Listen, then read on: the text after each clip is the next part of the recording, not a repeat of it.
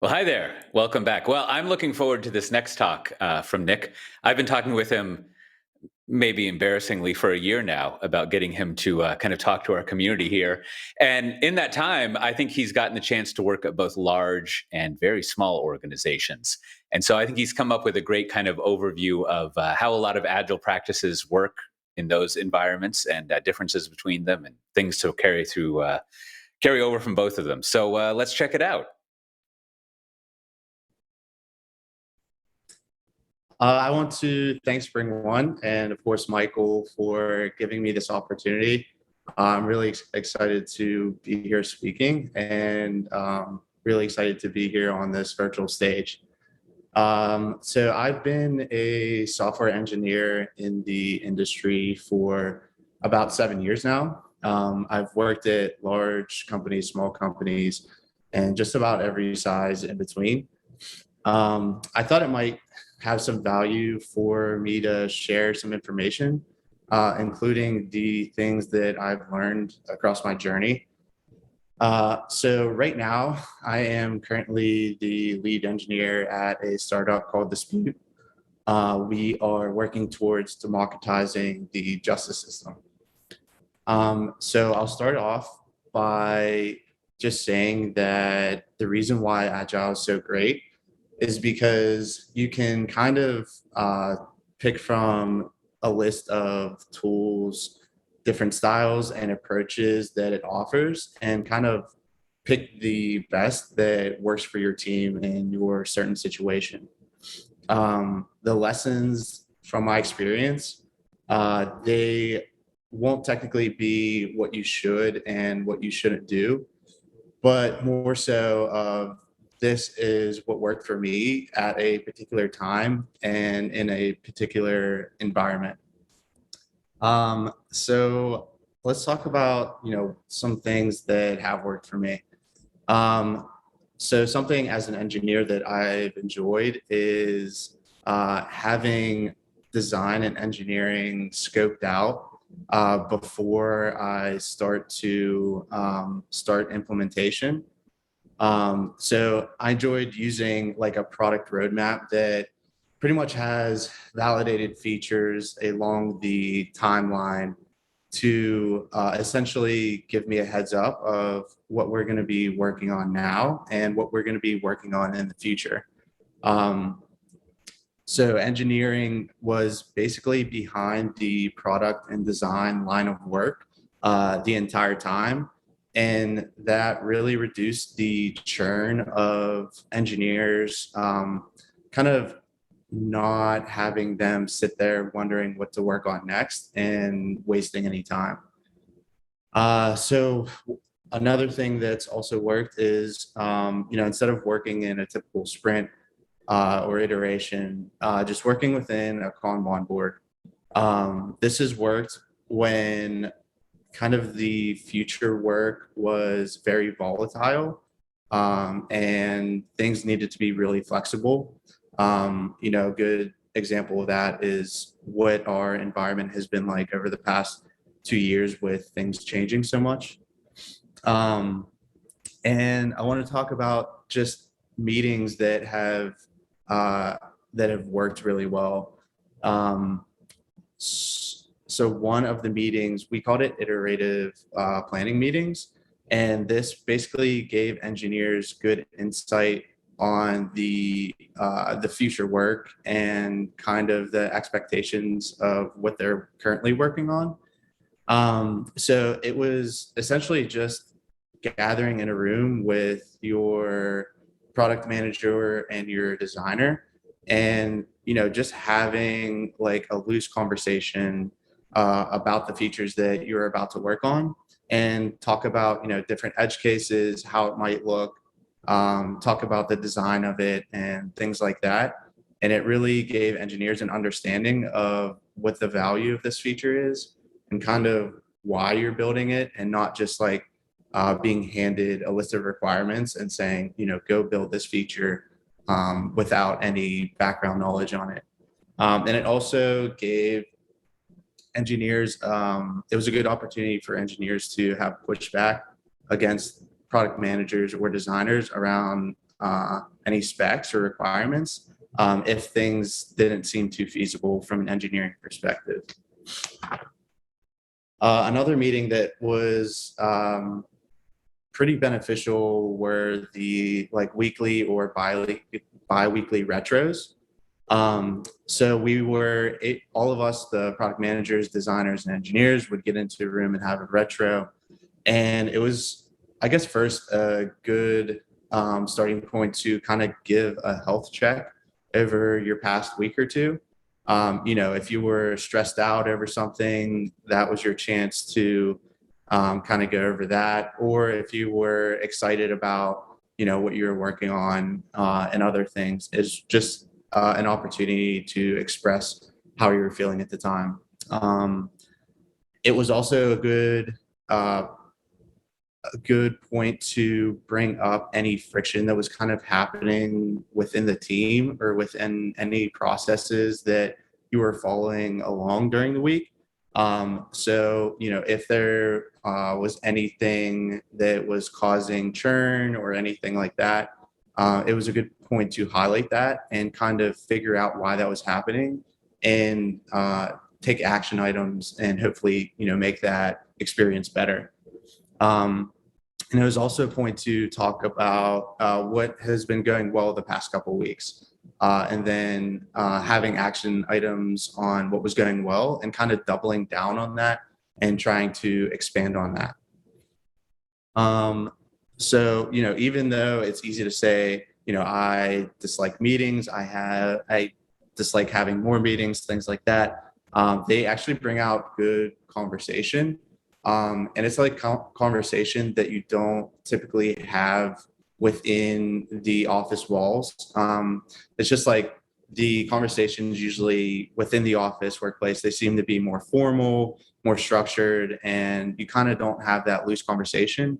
And what that loose conversation can do is just build a relationship with you and your coworkers and just make, collaborating with them just more easy and more smooth. So the next thing I want to talk about is just getting fast feedback as an engineer and in product in general. So, we all know that getting fast feedback is a common topic, and it's important to understand, why it works. Sometimes waiting for a feature as an engineer. So if I'm waiting to push out a feature and it's not 100% perfect, it's important to not have that analysis paralysis aspect to it, to where you're overthinking it so much that you end up not really deploying it as quickly as you wanted to. If it's 90% up to speed and up to par of expectations, maybe it's good enough to just get out and deploy to production and deploy to your users. It's more valuable to be getting that feedback than to be overthinking something and, maybe deploying that feature for a week. This also goes for, while you are developing and doing your implementation. So like an example is if you're adding a feature, but to test out that feature, each time you change something, you need to go through like a 5-minute user flow to end up getting to that point and testing it out. If you do that 100 times, that will definitely add up. So, maybe it's worthwhile for you to come up with some automation to go through that user flow so that you don't have to wait around for that every time. So another example would be like trying to wait for your application to build. Maybe it takes 10 minutes or so. Maybe you can find a lightweight version of something to stand up to kind of go through that and just get that faster feedback of going through your changes. So, most of your development time isn't spent waiting for those things to happen. So another thing that I wanted to mention is just generally working within a balanced team that has seemed to really worked for me in the past. So the concept of a balanced team is kind of everyone in each respective role can kind of contribute into like maybe an engineer can give design help or vice versa, things like that. Um, Everyone's able to contribute through product design and engineering, but mainly it's the people in those roles that have to come up with that final say. An example would be a design critique. So let's say you were coming up with a new feature and the designer, just wants some feedback or inspiration. What we have done in the past is, just meet in a room and collaborate together. And at this point, the designer would essentially have the feature already mocked out, but he would let us come up with our own designs, and we were able to, from scratch, literally on a piece of paper, design what we thought of the implementation should look like. And he would take those designs and basically take bits and pieces of what we mocked out and incorporate that into, his or her own design. Another example of, collaborating together would be trying to figure out a solution to a product problem.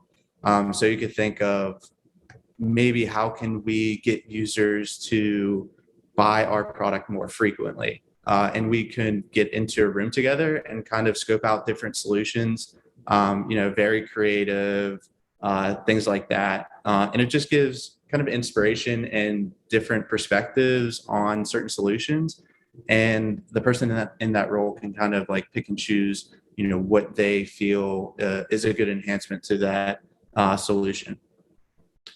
So now let's talk about what didn't go so well. So while building out a brand new application, we once tried to incorporate too many abstraction layers throughout the engineering architecture. And all of these abstraction layers kind of just created too much complexity in our application. If we wanted to build a new product page, it would just take a lot of files to finally spin that up.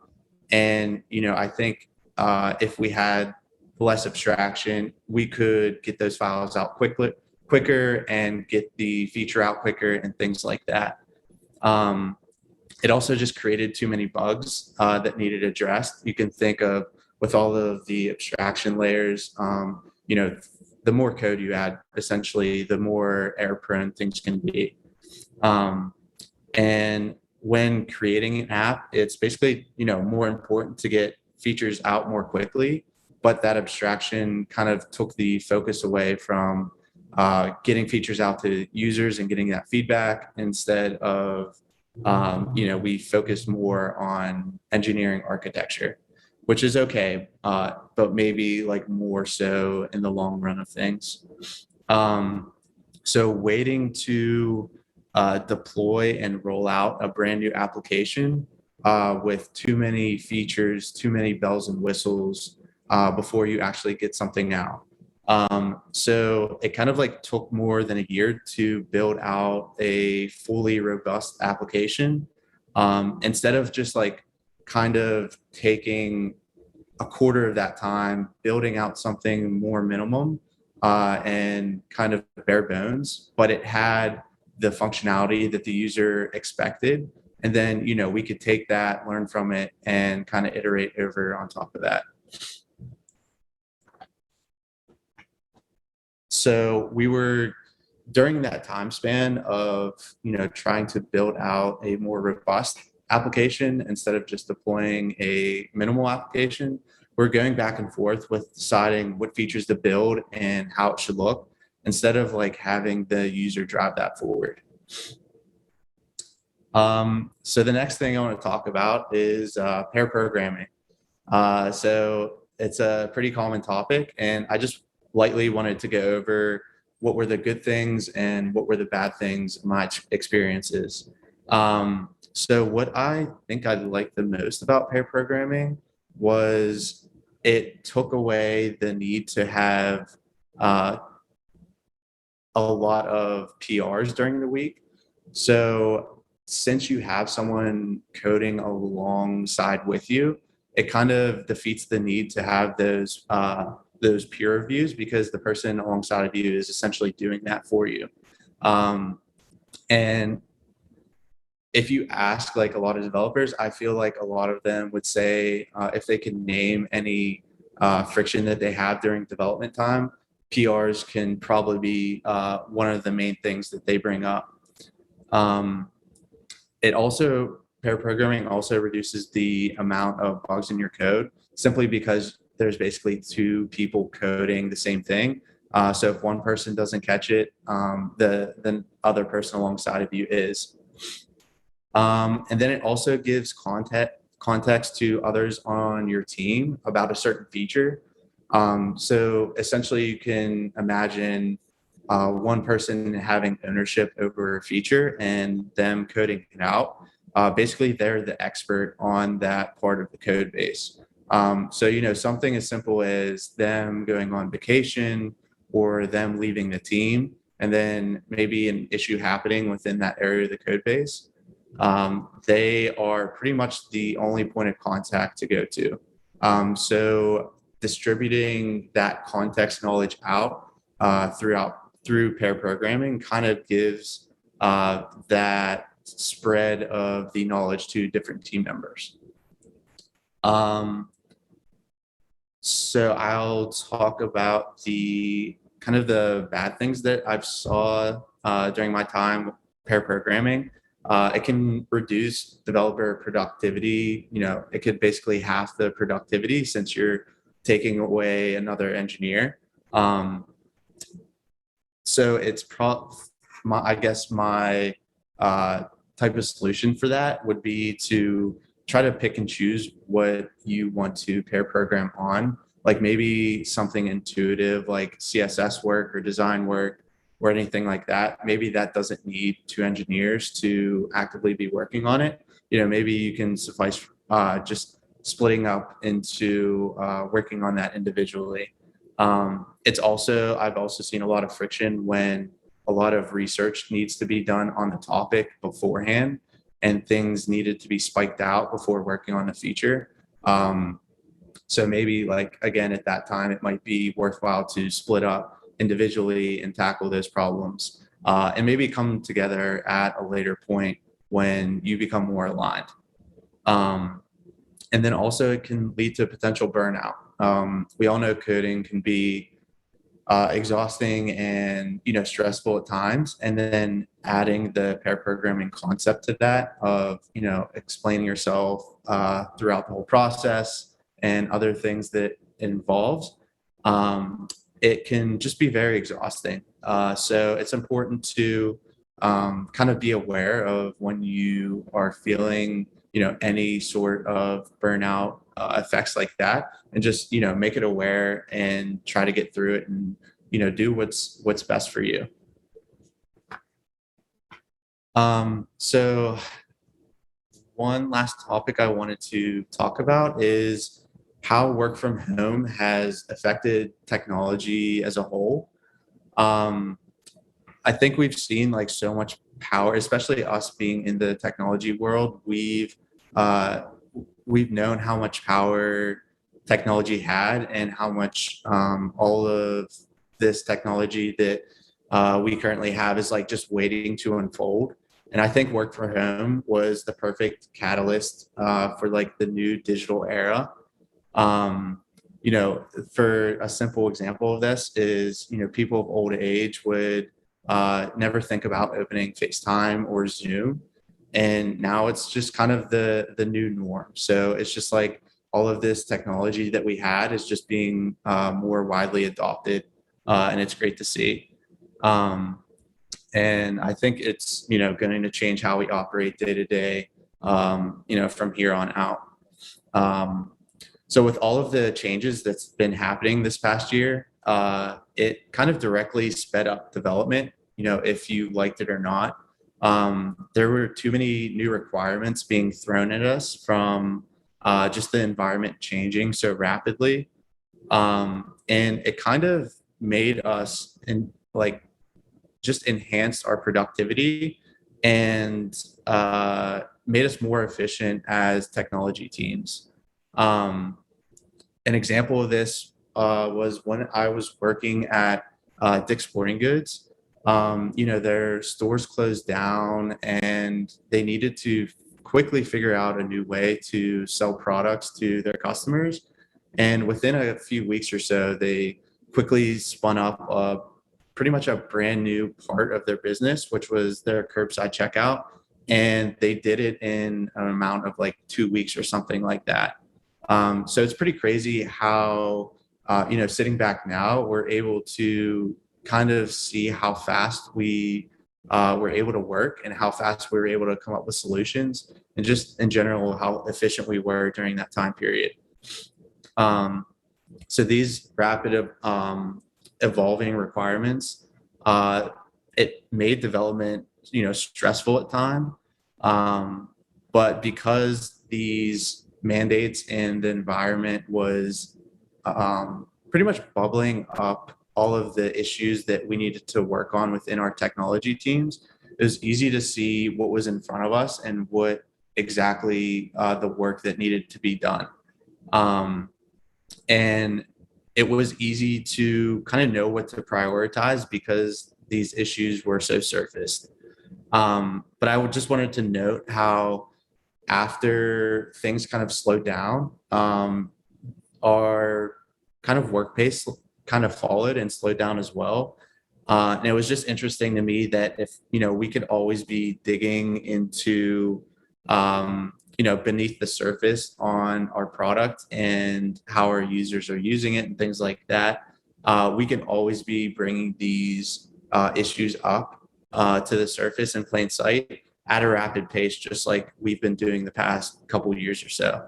It's kind of easier said than done, but like I said, I think the past like 2 years was like a great indication of like how efficient we can actually work as product teams, and how just how well we all work together in coming up with solutions in the time of need.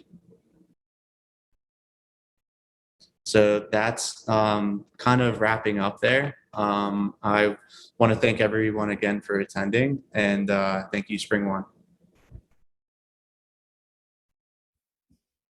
Well, that was a good talk. Like I said, contrasting between the two ways of operating. Well, as with last time, if you want to do a little bit of live Q&A, if you look in the Slack channel for that talk, which I believe, get ready, get your fingers on the keyboard, is Session Technology Transformation Lessons from Large Orgs and Startups. You can find a link to the Q&A Zoom that you can go to join that, and come back in just a little bit. And we've got another great talk from they come every year, the folks from Daimler, to give us an update about what they've been working on, and I'm looking forward to seeing it. So enjoy a tiny break.